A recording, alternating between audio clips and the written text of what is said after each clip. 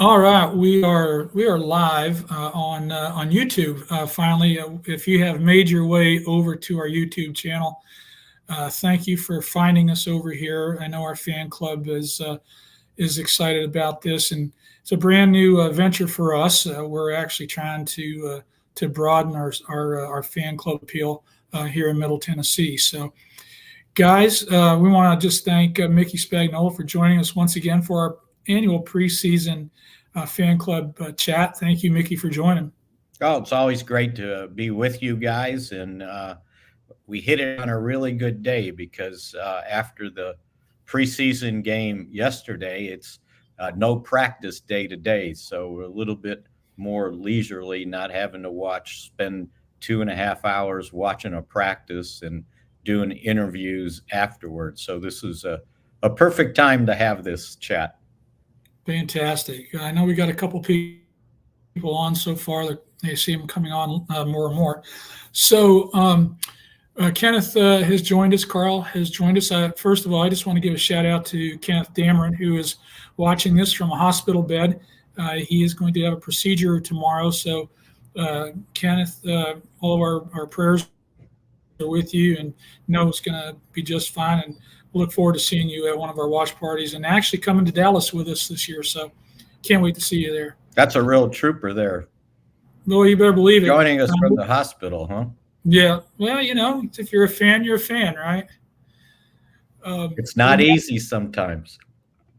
No, as a matter of fact, ironically, the last time I was in the hospital for the same kind of thing that he's having was the very day that Jerry Jones bought the Cowboys, and I remember watching it on the little tiny TV set in my hospital bed. Very nice. So yeah, so we got a little thing going there. So okay, well let's jump into this, guys. If you've got questions, you can go ahead and post them underneath there. Carl's joining us. Buddy Jennings is with us. There's Terry McMorrow. Good to see you, Terry. Appreciate you guys joining. Got some questions, fire them away, but we're going to jump into. Let's just start with the most recent thing. Let's jump in with the most recent thing, which is yesterday's game. Just get your take on the overall game, Mickey. Well, I think first and foremost, if you go on DallasCowboys.com and read my column after the game, I think Mike McCarthy accomplished what he wanted to do in this game, and that was to give every one of his young players an opportunity to play in this first preseason game. They sat 25 guys. You name the starter or veteran that's been around, I can tell you he didn't play. So they had 66 guys dressed for the game. He played all 66 guys. Everybody got snaps. And that was one of the priorities, to get these young guys as many snaps in a game so they can better assess what these guys are about. The other priority was to give Trey Lance as many snaps as they could give him. They ended up giving him 64 snaps. He ended up throwing 41 passes. So it starts the assessment of what he is, what he might be, seeing that he hasn't played a lot of football in his entire football career. So getting him out there for the majority of 3.5 quarters, I thought was a really good thing. They can, assess what was good. They can assess what needs to be better. And they've got very little time to be able to do this for judging what he is for now and trying to predict what he might be for the future. So I thought winning and losing wasn't the priority in the game. If it was, you probably wouldn't have gone for it on 4th down 5 times. You probably wouldn't have tried a 65-yard field goal. You might have even kicked a field goal from the 3-yard line when it was 4th and 1. So, but he wanted to run plays, and I thought that was really good, and got to see a lot of young guys do some things that we've been seeing out here at training camp in the game, and some guys step up and making an impression when you're actually playing football. So the whole Trey Lance thing, I know that we've got a lot of guys that are just ready to get rid of him, and I'm not one of those. I think that he's a we saw his athletic ability. I guess my question for you is: you've seen him a little bit last year and throughout the season on the No, practice see, squad we and didn't everything. see him last year. We didn't. All he was working on technique, working on individual stuff. He ran some of the scout team um, during practices, but the majority he was working on his own. If you remember, when he got to the Cowboys, preseason was over. They never got to see him play in a game. This is the first time they actually got to see him play in a game. This is the first year he actually got to take some snaps with some of the first team players on offense instead of running with the third teamers, running other people's offense for practices. So yeah, last year, I mean, I'm not saying it was a wasted year. It was a year to work on his technique, to change his steps, to change maybe his arm angles, get him throwing the ball the way these coaches coach quarterbacks. And in practice here, we see, and it hasn't been consistent, right? But why would it be? He hadn't played much football.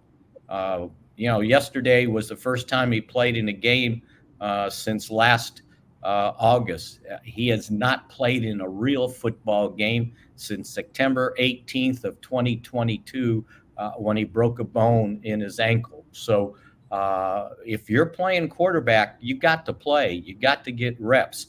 And it's not easy when you jump in there for the first time because everything looks like rush hour traffic. Everything's flying past you and you got to settle down. If you looked at his last drive that he had 4 or 5 completions in a row.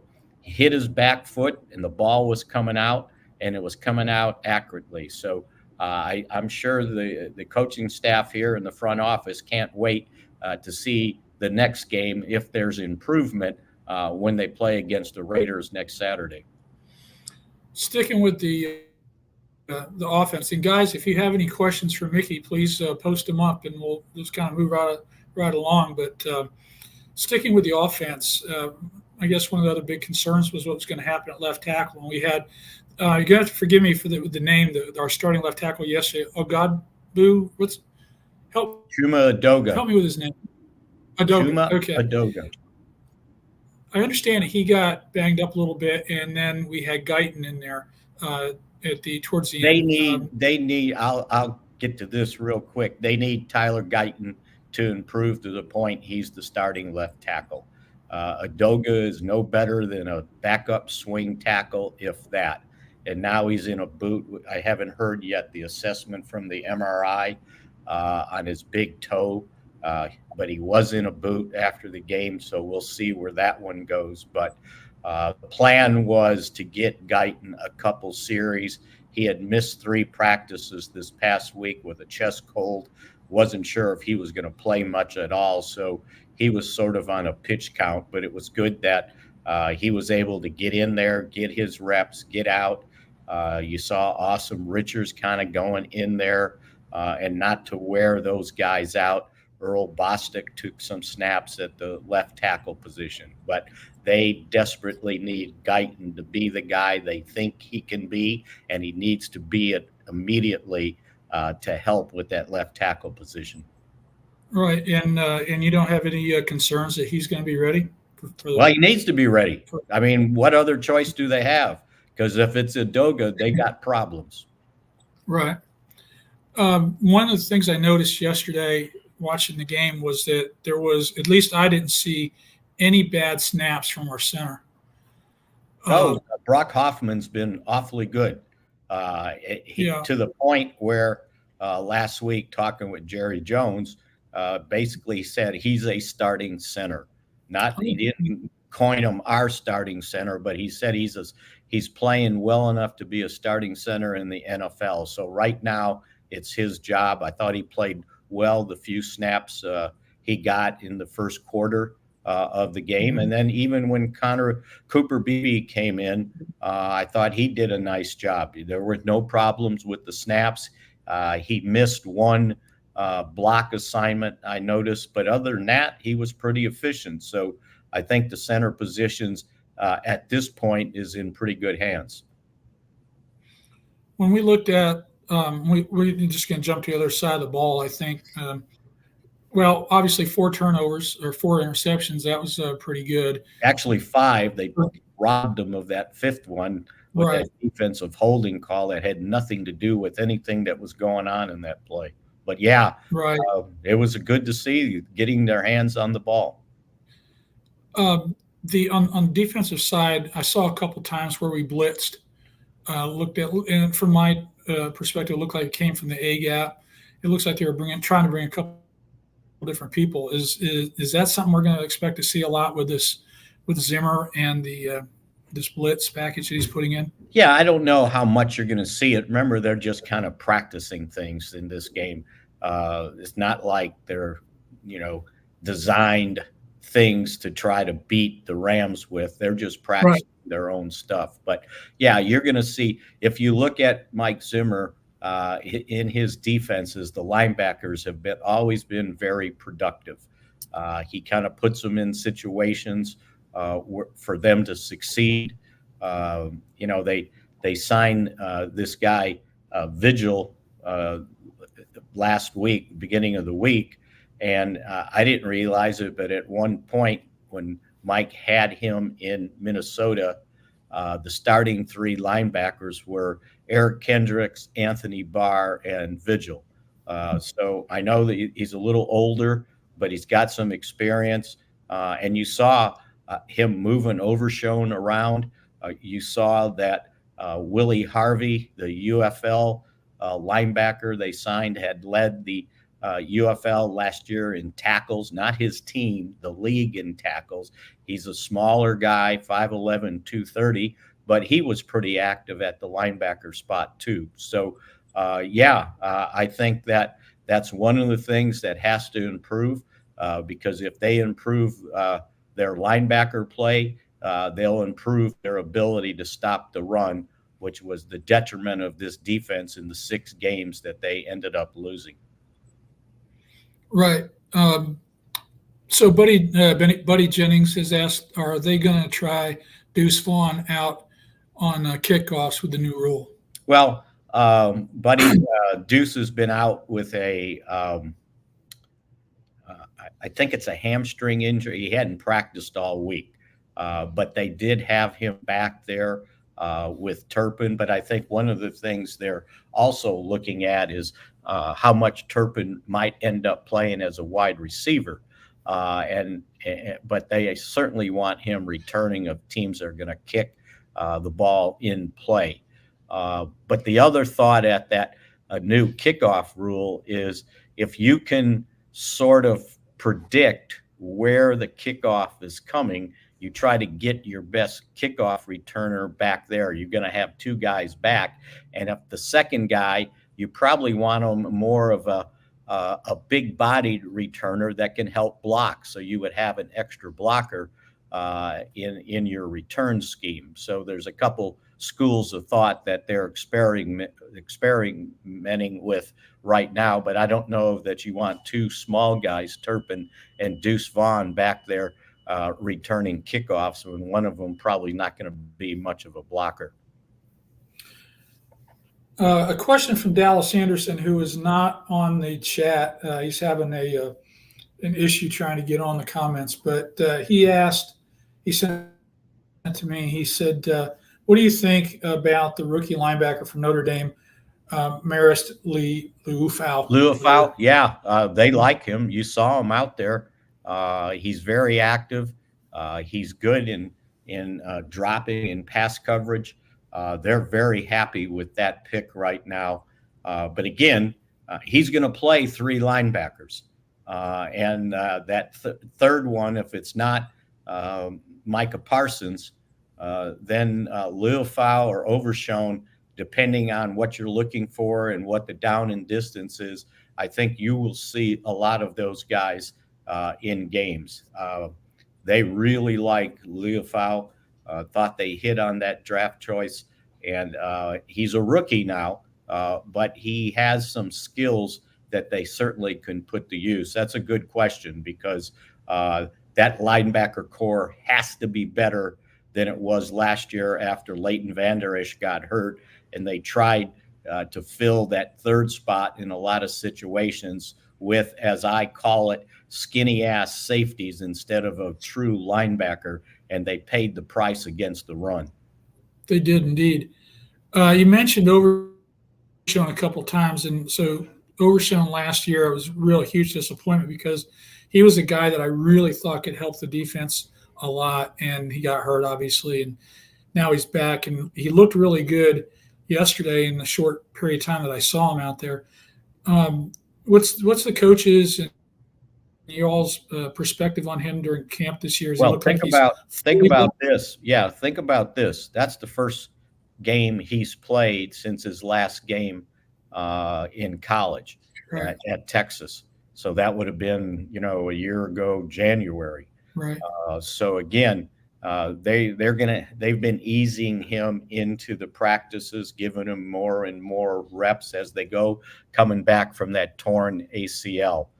You don't want to rush those guys in, but as he was saying after the game yesterday, he was having the time of his life. Everything he did led up to him getting to play football again, and loved every minute of it. We usually don't get snap counts in the preseason, but I'm guessing he had maybe a dozen, something like that. But just let him ramp up to getting back into playing football. And you saw how active he was. We see that in practice. So there'll be a role in the defense with him at some point. He upped his weight to 230 pounds, I believe they got him listed at now. So not only was he rehabbing from the torn ACL, he's working out. He's getting stronger. That's all they had to do, the three guys that were working out together with the torn ACLs, with Durden, the wide receiver, along with John Stevens, the tight end. They were the three musketeers working out together all last year, and all three of them are back ready to play football. That's really good news. I mean, that's super good news right there. One of the players that stood out, and I know it's a crowded room, but Cropper, wide receiver, made a few catches, looked pretty good. What's the team's thoughts on him? Yeah, he's been the kind of the young wide receiver that has shown up. With a lot of these receivers, you see them flash, right? They'll have a good day and then they disappear. They'll have a good day and disappear. Well, Cropper has been one of those guys, along with Jalen Brooks, that seems to be very consistent. And he showed it in the game. I think he led them with 4 catches, made some nice grabs. And so, yeah, he's a guy that, I think, if you look at the wide receiver position, once CD gets here, it's CD, Brooks, and Jalen Tolbert. After that, you're looking at Turpin and Jalen Brooks.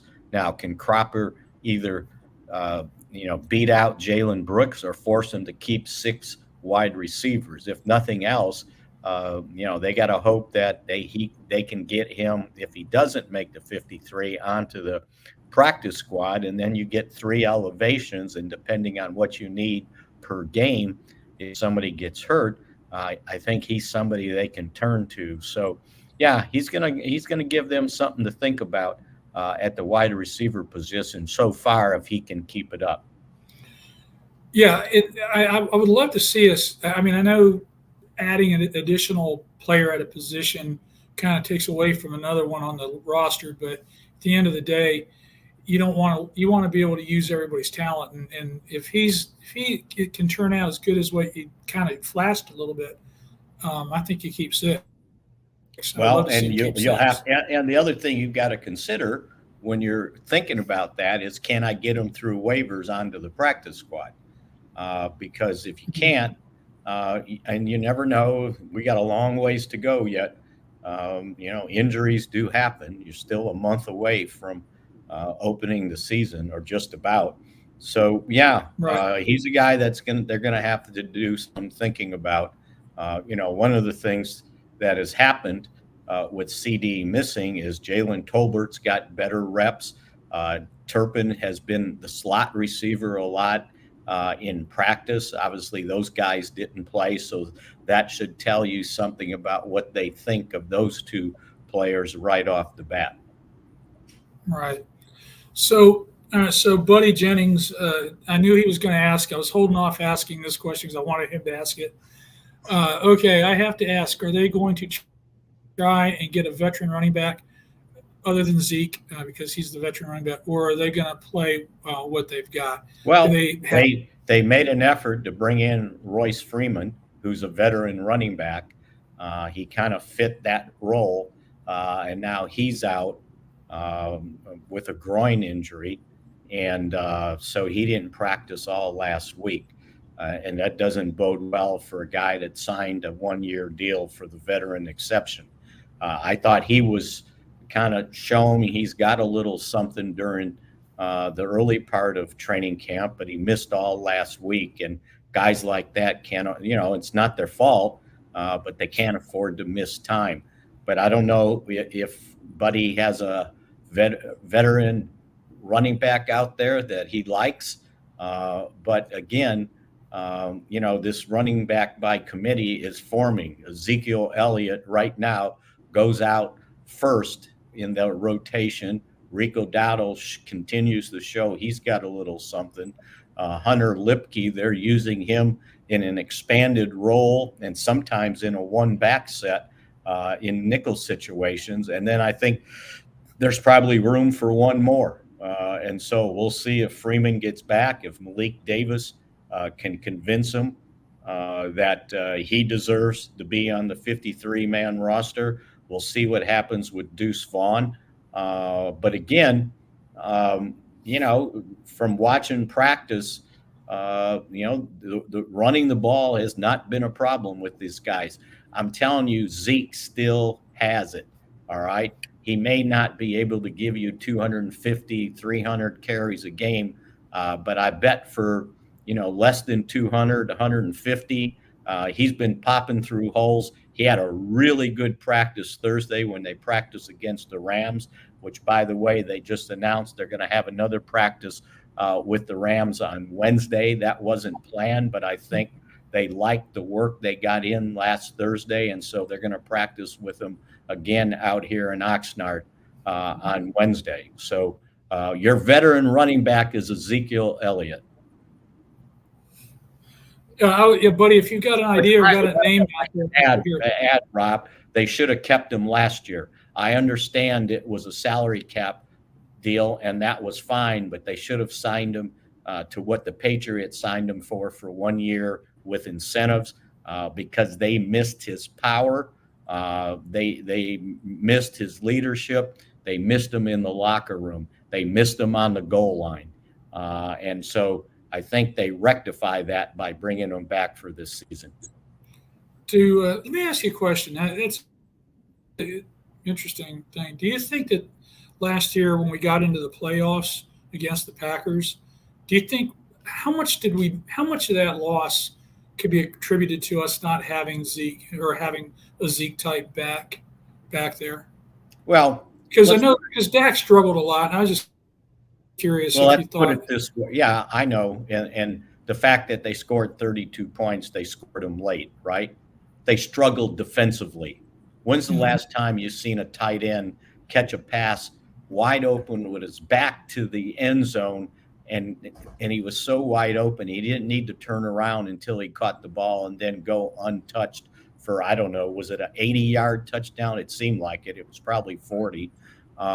Their problem was defense. Number one, they couldn't stop the run. And number two, the fact that Stephon Gilmore, they decided it was better playing him with a harness shoulder that was in need of surgery that he had later in the week, and trying to play more zone defense than putting Nashawn Wright, who would have been the next cornerback up in the starting lineup. And we see now what they thought of Nashawn Wright, trading him away midweek last week for another corner that the other team didn't want. So again, they gave up 48 points. So I'm not blaming it on the running game. No, I didn't. Blaming it on the fact that, and I'll give you a good story if anybody saw this, when Micah Parsons was doing his podcast from the Super Bowl, he had Jordan Love on as one of his guests. And he asked Jordan what the Packers saw in their defense that allowed them to take advantage so much. And he said, well, he goes, I don't like to talk out of school or brag about things, but we saw last year we had a lot of success running the ball against you. And then this year when we were watching tape, we noticed you had a safety playing linebacker. So we decided we're going to run on them and see if they can stop us. They ran for 143 yards and 3 touchdowns. The Cowboys couldn't stop them, which opened up a very easy passing game for Jordan Love and allowed him to get a big-time extension on his contract. So to me, and I know there was one, touchdown return on the interception, but they still scored offensively 40 points.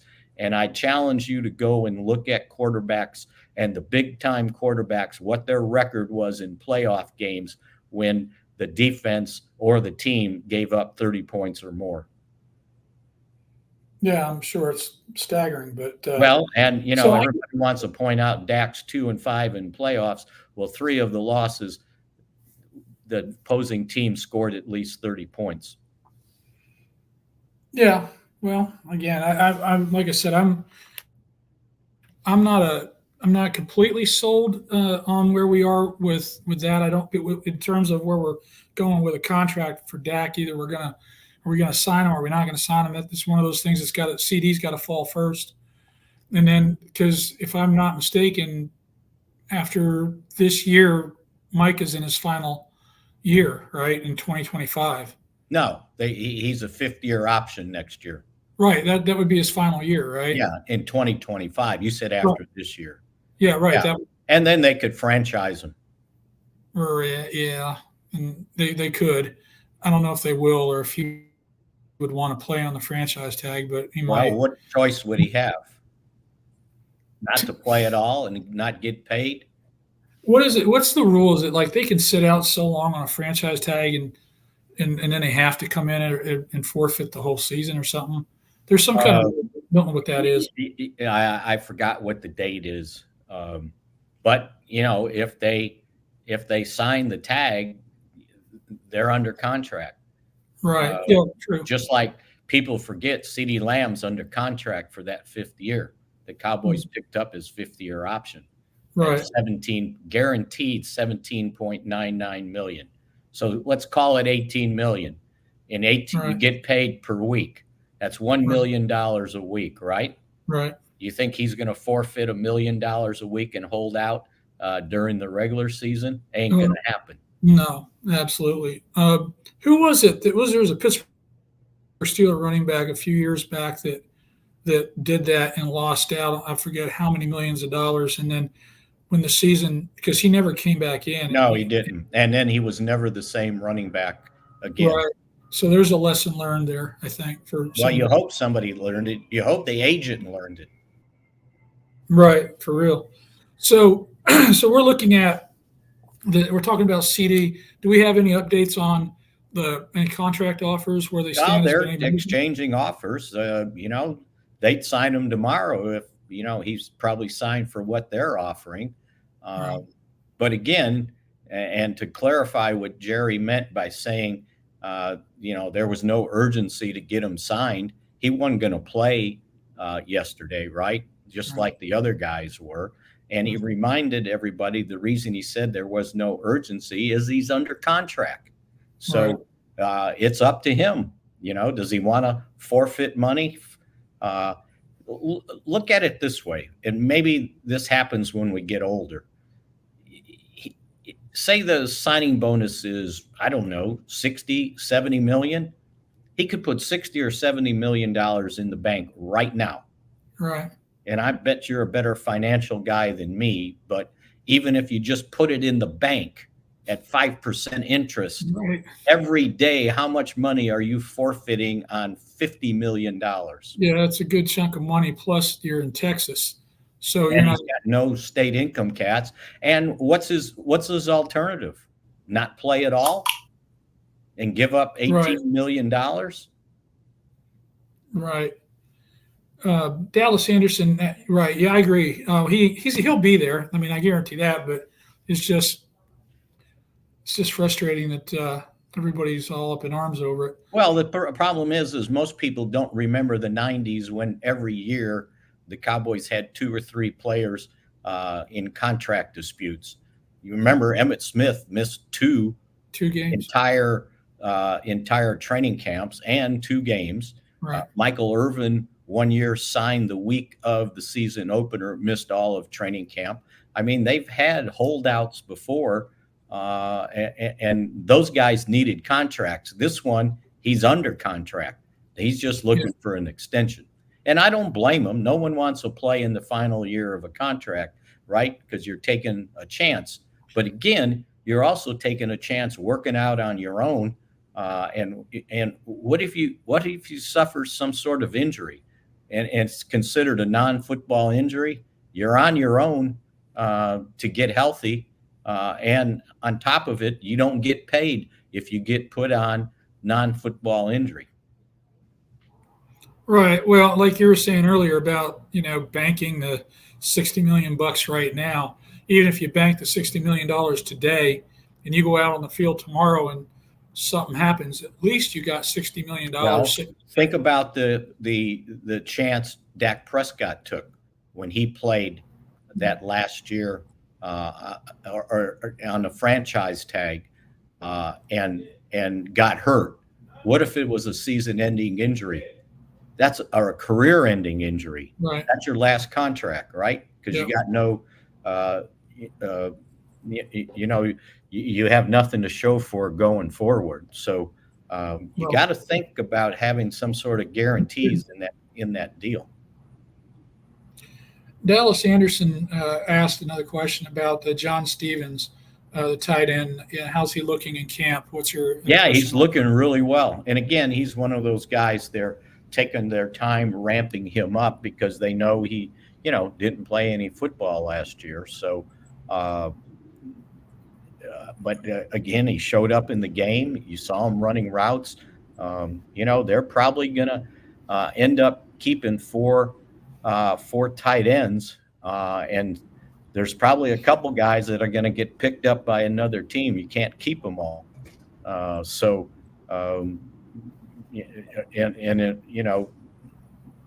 But I think the tight end position's in a really good situation. They just got to make sure that Schoonmaker stays healthy. He seems to always have something, and that's not a good sign. Right. I agree. So when we're looking at the special teams and all, have you talked to Bones Fossil about what he thinks of the new kickoff rule? Oh, he loves it. He was one of the guys that was proposing that. He was a proponent of doing something to put that play back in play, to have something. Think about all the wasted time on kickoffs, and everybody's just booming the ball out of the end zone, right? And especially to start a game. Everybody gets all excited. Everybody's waving towels, standing up, yelling and screaming, and then it's a touchback. Right. It's like, taking a pin and going in the balloon. Boop. No big deal. Right. Now, I bet everybody watched the kickoffs on Sunday because you knew maybe something special or see how it was going to work out. But I think it was an oddity to show their hand on what they got planned for in the game. You saw a little bit with Brandon Aubrey trying to place the ball between the number and the sideline to pin returner into one area, but they used to do that at times also.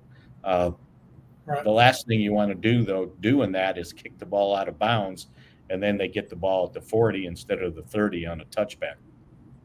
Right. So, do they think that because we weren't going to? I mean, I didn't expect that we were going to see any weird like double reverses and things like that off of kickoff in the preseason. But do you think that that's something that we're going to see a lot more of that kind of trickery off of that because of the new alignment? Yeah, I don't know because you're in a condensed area, right? So if a double reverse, it's like you have less time to execute that before they're on top of you, right? Right. So no one's coming in from the 35-yard line. They're coming in from the 40-yard line. Yeah. So you're only, 20, 30 yards removed. Right. And so, yeah, I don't know about reverses, but I'm sure they'll have some things up their sleeve. I saw where I forgot which game it was. Somebody returned 173 yards for a touchdown. But the majority we've seen tackles at the 25 to 30-yard line. So it hasn't. But again, like I said, the return team isn't showing their hand on what they may have up their sleeve. And the kicking team is basically just showing that we're trying to kick the ball in play and try to cover and try to,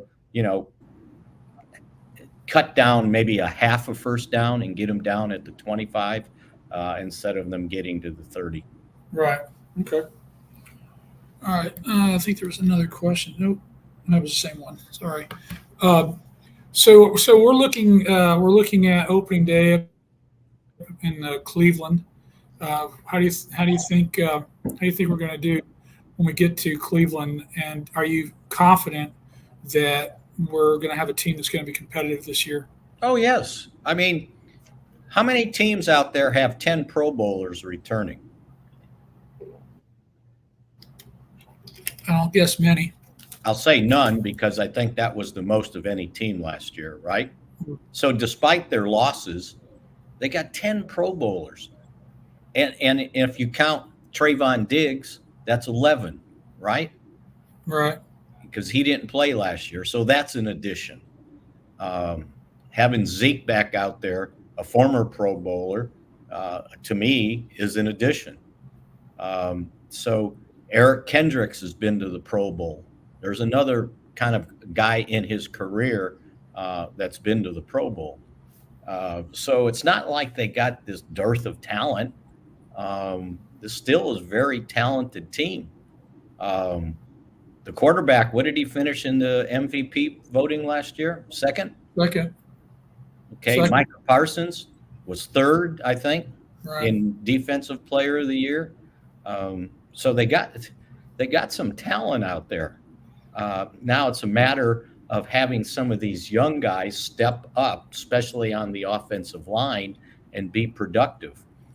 All along, if this team was going to improve, the improvement had to come from within.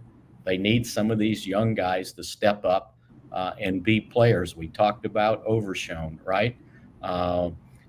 They really like what they're seeing in Kalen Carson, their fifth-round draft choice.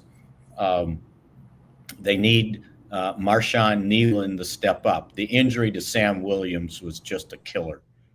They were counting Right. on him to be basically a starter or the guy that was going to be in there and use Micah Parsons more at linebacker.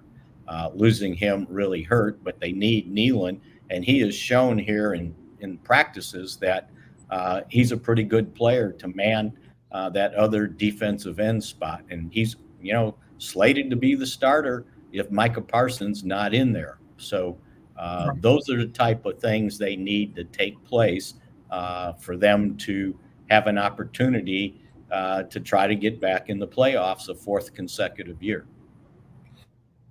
You mentioned defensive end, and if I'm not mistaken, I think Tank Lawrence is in his last year of his contract. Is that correct? Yeah, and no one's making a big deal of that, are they?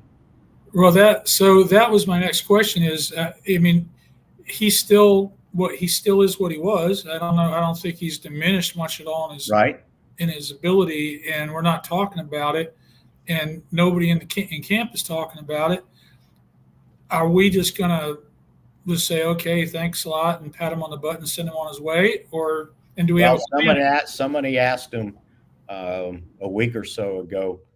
Um, I can't remember if it was no, it was maybe the last time we talked to him after the mini camp, and somebody asked him, "Do you want to play another year?" And he said, "Do they want to pay me another year?" So, uh, it comes down to sometimes it comes down to money, right? Uh, and again, yeah, he's in his last year. Zach Martin's in his last year, right? Yeah. So, but again, if you're gonna sign uh, Dak, CeeDee Lamb, and Micah Parsons to the highest average contract uh, in the league at their position, it's hard to fill in with everybody else, right? Yeah.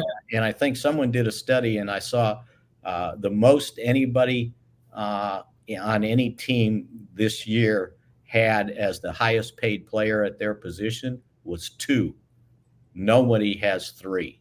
And that's what the Cowboys are staring at. And that's one of the reasons why they just can't back up the Brinks truck to CeeDee Lamb and give him all that money, because they're going to end up forfeiting somewhere else. They have to have at least some such concession on how much they're asking for.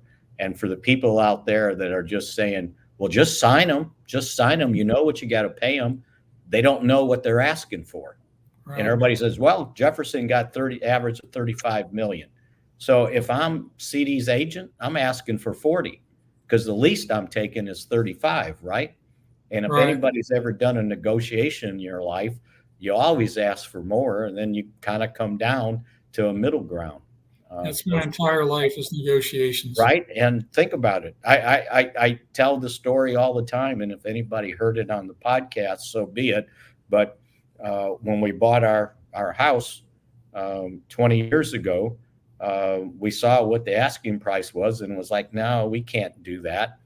And my wife goes, well, I know. I was at training camp, and she said, I really would like to buy that house. And I said, well, offer them this, see what they do. Well, they accepted it like a dumbass I was. I should have gone much lower till they said no, and then we'll see. So I learned a little bit about negotiations. Right. Well, and something I don't know if I read it. I don't know if I heard it. I don't know if somebody, one of the talking, heads said it. I don't know. But they were talking about Zach Martin and it being his final year. They said they felt that he did not want to come back another year. That this was going to be. No, not they. He had mentioned that this could be his last year. And then he retracted and said, I'm not talking about that anymore. I'm playing this year and I'll make a decision. Gotcha. Okay. So, with that being said, whether or not we know or not, whether we know or not about Demarcus Lawrence, and we're sitting here talking like you said about these other three guys. They're not those two are not the only two that's going to have contracts coming up. There's several others, and are we going to? We don't have a Brinks truck like you said. We can't do that. And Well, Jerry has a Brinks truck. The salary cap doesn't have a Brinks truck, right, right? well, exactly right. Jerry's got several of them probably. Um, uh, so, do we have guys in the wings that can step in if Zach that we're grooming that we haven't talked about to step in at right guard and at defensive tackle? Well, I know we talked Sam Williams, but Well, as a guard, if Brock Hoffman wins the center job, then I would imagine, they want Cooper Beebe to be the backup, but he's also, if he's active on game day as the backup center, he's got to be the backup guard too. And so remember, he was a pretty darn good guard at Kansas State. Is right. he the heir apparent? You saw that without Zach playing on Sunday, TJ Bass started off at guard at the right guard spot. And he's another guy, a young guy that, you got to hope to develop. Awesome Richards that's been playing guard and tackle. So at some point, you got to develop these guys. You can't have a first round pick at every offensive line position. Sure, sure. And right now, they with Tyler Guyton, Tyler Smith and Zach Martin, you got two first rounders, two Pro Bowlers, and in fact, uh, before Terrence Steele got hurt that year, I think he was on his way to going to a Pro Bowl. He was playing at that level, and he's playing much better now than he did last year coming off that ACL. So, but you got to have young guys step up. If you look at how the Cowboys built the offensive line in the 90s, the highest draft choice until Larry Allen got there in 94 in the second round was Marcus Stepnoski and Eric Williams as third-round picks. And they develop guys. They develop Mark Twain. They develop Nate Newton. They develop Kevin Gogan, who was like a fifth or seventh round draft choice. Right. So yeah, you just can't put all your resources in one spot. You got to develop young guys, and that's kind of the situation they're in right now.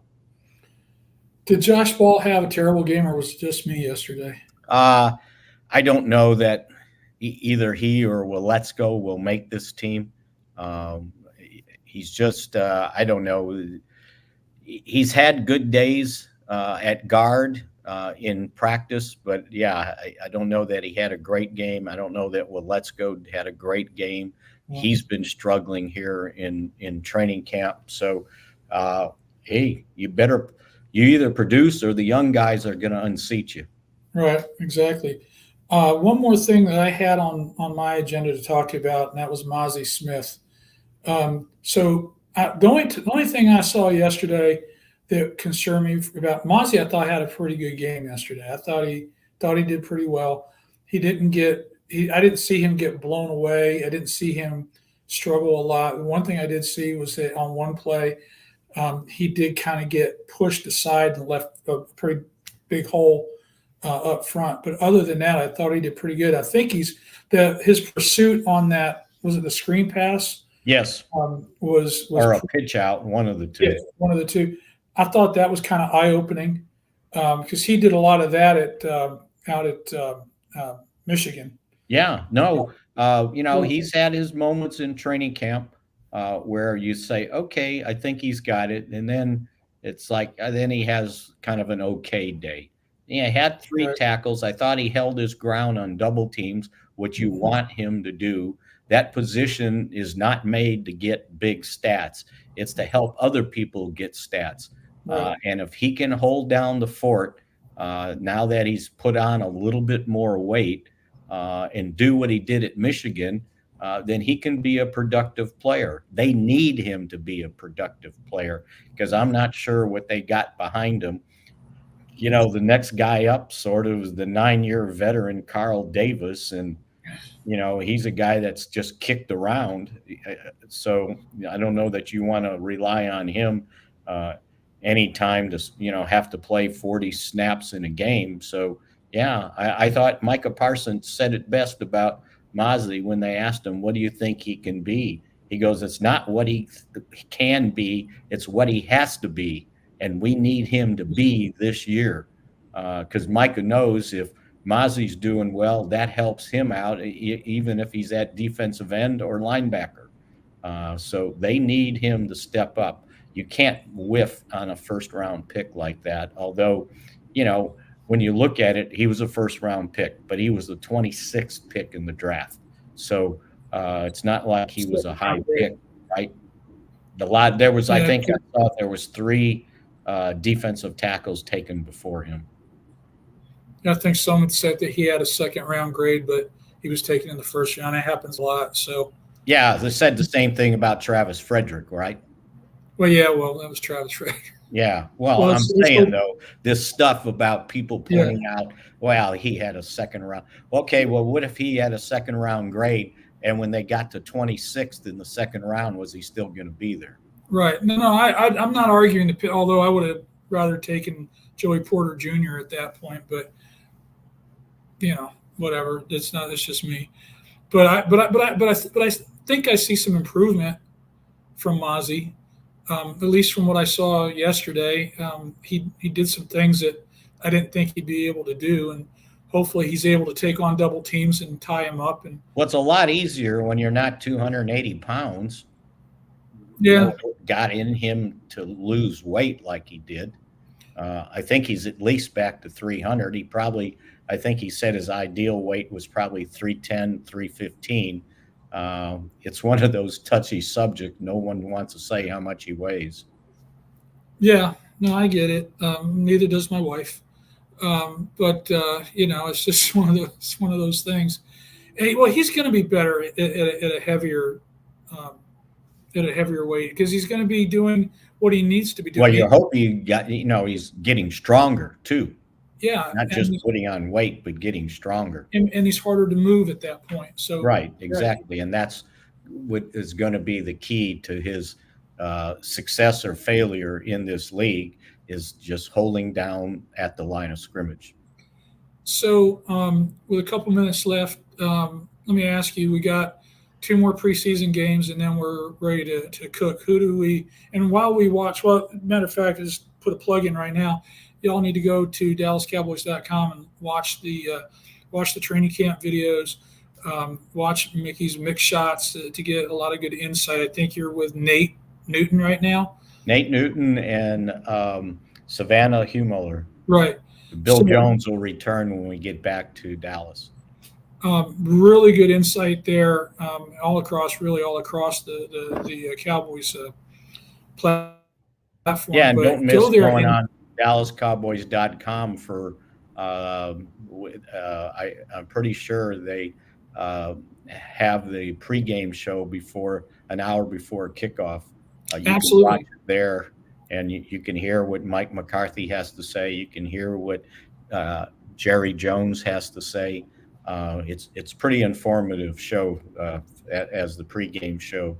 Not that it's because I'm on it, but we do a really good job with that. No, look, I've said this for a long time.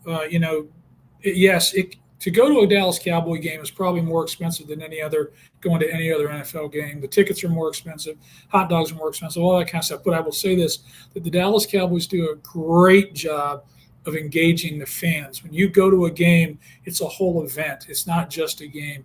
When you go to DallasCowboys.com, there is so much information there, and you've got a lot of different shows. You've got a lot of different articles on there that you are providing for the fans. And I know as a fan, I appreciate it so much. I know that is it Derek Eagleton that does a lot of the video stuff and puts together the deep blues that we see and all. Well, that. Is that right? He's in charge of all that. We have very good people that do the deep blues, that do the interviews, that do the editing and putting the shows together. So, Derek's in charge of all the DallasCowboys.com media. But we've got very talented people that put those deep blues together. If you're a Cowboy fan, if you've not seen any of the deep blues, go back and find them and watch them, because it takes you all the way back to the stump, and it brings you all the way up to right now in a lot of ways, and it's a fantastic series. Yeah, and there's more coming now. They air an hour before the pregame show starts.